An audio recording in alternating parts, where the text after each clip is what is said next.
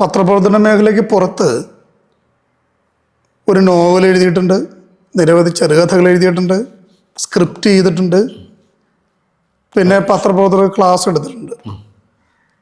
നോവലാണെങ്കിൽ വൈപ്പിൻകരയെയും സഹോദരനയ്യപ്പൻ്റെ മിശ്രഭോജനത്തോട് ബന്ധപ്പെടുത്തിയുള്ള ചരിത്ര പശ്ചാത്തലം എഴുതിയ നോവലാണ്.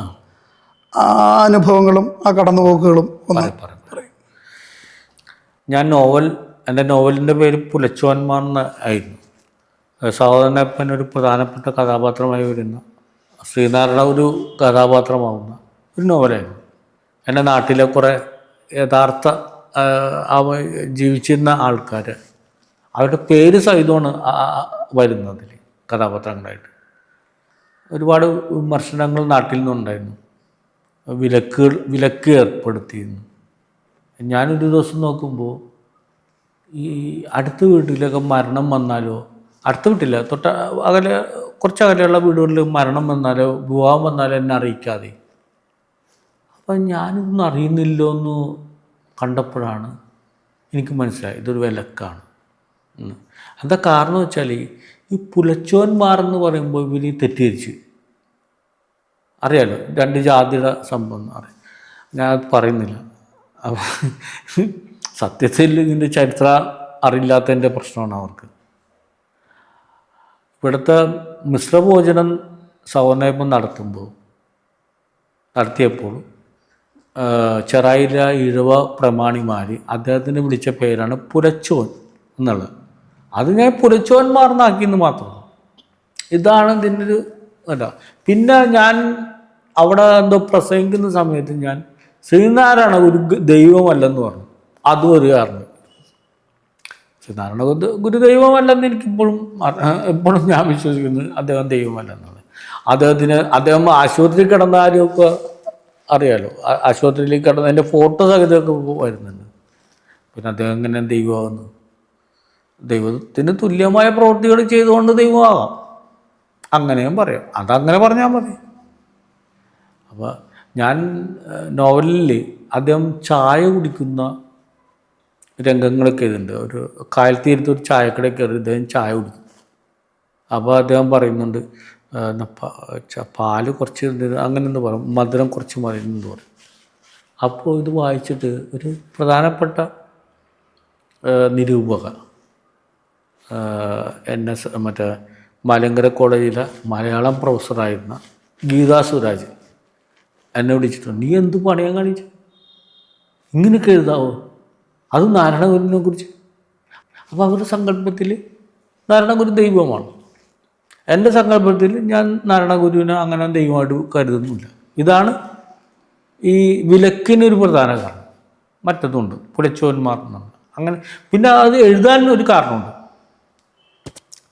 ഞാൻ നേരത്തെ പറഞ്ഞു എൻ്റെ മെമ്മറി കുറച്ച് പ്രശ്നമായിരുന്നപ്പോൾ ഞാൻ മെഡിക്കൽ ട്രസ്റ്റിലെ ട്രീറ്റ്മെൻറ്റിന് ശേഷം അമൃതാനന്ദമയുടെ ഒരു മെഡിക്കൽ കോളേജുണ്ട്, ആയുർവേദ മെഡിക്കൽ കോളേജുണ്ട് കരുനാഗപ്പള്ളിയിൽ. അവിടെ ഞാൻ ഒരു 45-47 ദിവസം അഡ്മിറ്റായിരുന്നു. ആ സമയത്ത് ഞാൻ വീട്ടിൽ നിന്ന് സാൻ മാഷിൻ്റെ ഒരു പുസ്തകമുണ്ട്, ഒരു സഹോദരനയ്യപ്പനെ കുറിച്ചിട്ടുള്ള ഒരു ജീവചരിത്രമുണ്ട്. അത് ഞാൻ കൊണ്ടുപോയിരുന്നു. അങ്ങനെ ഞാൻ ആ ആശുപത്രിയിൽ കിടന്നിട്ട് ഇത് 1-2 പ്രാവശ്യം ഞാൻ വായിച്ചു. അങ്ങനെയാണ് ഞാൻ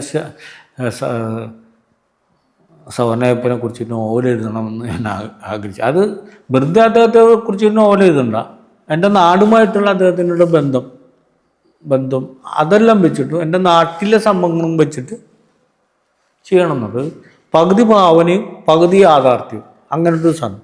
നമ്മുടെ TD രാമകൃഷ്ണനൊക്കെ ചെയ്യുന്ന പോലെ ആ ഒരു ലെവലിൽ ചെയ്യാമെന്നാണ് ഞാൻ വിചാരിച്ചത്. അത്രത്തോളം സക്സസ് ആയെന്ന് എനിക്കറിയില്ല. സക്സസ് ആകാൻ സാധ്യമില്ല. കാരണം വെച്ചാൽ ഞാൻ ആ ഒരു അസുഖം വന്ന സമയത്ത് എനിക്ക് എഴുതാൻ കഴിയുമെന്ന് പലരും മനസ്സിലായി. എനിക്ക് എഴുതാൻ കഴിയില്ല എന്ന്, എൻ്റെ സ്ഥാപനം എനിക്ക് എഴുതാൻ കഴിയില്ല എന്ന് കണ്ടിട്ടല്ല എന്നെ പിരിച്ചു വിട്ടത്. അപ്പോൾ എഴുതാൻ കഴിയും എന്ന് ഞാൻ പ്രൂവ് ചെയ്യാൻ വേണ്ടി ചെയ്ത സംഭവം. അപ്പോൾ അങ്ങനെയാണ് ഞാൻ പുലച്ചോന്മാർ എന്ന് പറഞ്ഞ നോവൽ എഴുതുന്നത്. എനിക്ക് അസുഖം വരുന്നതിന് മുമ്പാണ് നമ്മുടെ ഒരു ഷോർട്ട് ഫിലിം ചെയ്ത്, അടുത്തുകൊണ്ടാണ് എൻ്റെ പേര്. ഒരു റിട്ടയർ ചെയ്ത ഒരു മനുഷ്യൻ്റെ കഥയാണ്. അയാൾ ആരും നോക്കുന്നില്ല. അയാളുടെ അതിൻ്റെ തലേ ദിവസം തന്നെ, റിട്ടയർ ചെയ്യുന്നതിൻ്റെ തലേ ദിവസം തന്നെ അയാൾക്കൊരു 100-150 കോളുകൾ വന്നിരുന്നു. റിട്ടയർ ചെയ്തതിൻ്റെ പിറ്റേ ദിവസം മുതൽ അയാൾക്ക് ഒരു കോളും വരാതെ. അയാൾ അങ്ങോട്ട് വിളിച്ചാൽ പോലും സാറെ പിന്നെ വിളിക്കാട്ടെ എന്ന് പറഞ്ഞ ആൾക്കാർ വെച്ച് കളഞ്ഞു. അതൊക്കെ ആകെ ഒരു ഇതായി, അസ്വസ്ഥയായി. അവസാനം അയാളുടെ മൊബൈല് 2 മൊബൈൽ എടുത്തൊരു പിച്ചക്കാരന് ദാനം കൊടുക്കുന്നതിന് അവിടെയാണ് ഇത് അവസാനിക്കുന്നത്. അങ്ങനെ അതെനിക്ക് അറിയാൻ പറ്റി. ആ ഷോർട്ട് ഫിലിം എനിക്ക് അറിയാൻ പറ്റി. എന്താ വെച്ചാൽ എനിക്ക് അസുഖം വന്നതിന് ശേഷം എന്നെ ആരും വിളിക്കുന്നില്ല, ഒരാളും വിളിക്കുന്നില്ല. ഞാൻ വീട്ടിൽ തനിച്ച്. പിന്നെ അങ്ങനെ പൂർണ്ണമായിട്ട് ഞാൻ നിരാകരിച്ചിട്ടില്ല. എന്നാലും നമ്മുടെ 1-2 സുഹൃത്തൊക്കെ വിളിക്കുമായിരുന്നു. അത് ഞാൻ 2014 തോന്നുന്നു ചെയ്തു. 15 എനിക്ക് അസുഖം വരുന്നത്. അത് പിന്നെന്താ, പിന്നെ കുറച്ച് ചെറുകഥകളൊക്കെ അങ്ങനെ എഴുതിയിട്ടുണ്ട്. പിന്നെ ഞാൻ ജേർണലിസം അക്കാഡമിക്കായിട്ട് പഠിക്കാത്ത ഒരാളാണ്. സാമൂഹ്യ പ്രതിബദ്ധത ഒരു നെഞ്ചിൽ അത് കയറിയത് കൊണ്ട് മാത്രം പത്രപ്രവർത്തകനായ ഒരാളാണ്.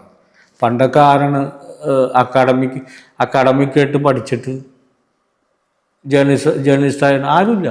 അന്ന് ഒരു ഇൻസ്റ്റിറ്റ്യൂട്ട് പോലും ഇല്ലല്ലോ. ഇതിപ്പോൾ 100,000 ഇൻസ്റ്റിറ്റ്യൂട്ടുണ്ട്. കേരള സർക്കാരിൻ്റെ മീഡിയ അക്കാഡമി കാക്കനാട്, പിന്നെ മിക്കവാറും പ്രസ് ക്ലബ്ബുകാർ ജേർണലിസം ഇൻസ്റ്റിറ്റ്യൂട്ട് നടത്തുന്നുണ്ട്. സത്യത്തിൽ പറയട്ടെ, പലതും നിലവാരം കുറഞ്ഞാണ് ഇൻസ്റ്റിറ്റ്യൂട്ടുകൾ. ഞാൻ അക്കാഡമിയിൽ ഞാനൊരു 3-4-5 വർഷം പഠിപ്പിച്ചിരുന്നു.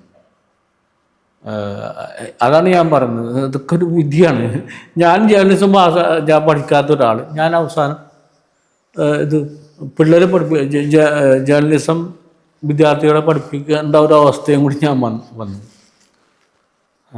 ഇതാണ് പത്രപ്രവർത്തനം കഴിഞ്ഞാലുള്ള മറ്റ് ആക്ടിവിറ്റികൾ, വേറൊന്നുമില്ല. നിരവധിയായ ജീവിതാനുഭവങ്ങൾ, അതിൽ നല്ലതും ചീത്തമായ അനുഭവങ്ങൾ, കുറേയേറെ പുതിയ മേഖലകൾ പരിചയപ്പെടലുകൾ, താഴെ വീഴലുകൾ, വീണ്ടും എണീറ്റ് നടക്കലുകൾ, ഇങ്ങനെ നിരവധിയായ കാര്യങ്ങളിലൂടെ കടന്നുപോയ ഒരു വ്യക്തി എന്നുള്ളതല്ലേ. തിരിഞ്ഞു നോക്കുമ്പോൾ അജയ് മാഷിന് എന്താണ് തോന്നുന്നത്?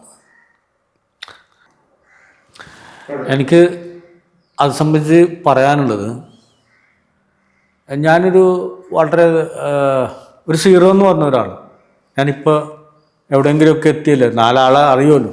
പിന്നെ അനിലിൻ്റെ മുന്നിലെങ്കിൽ നിന്ന് സംസാരിക്കാൻ കഴിഞ്ഞല്ലോ, അത് തന്നെയാണ് ഭാഗ്യം, അതാണ് നേട്ടം.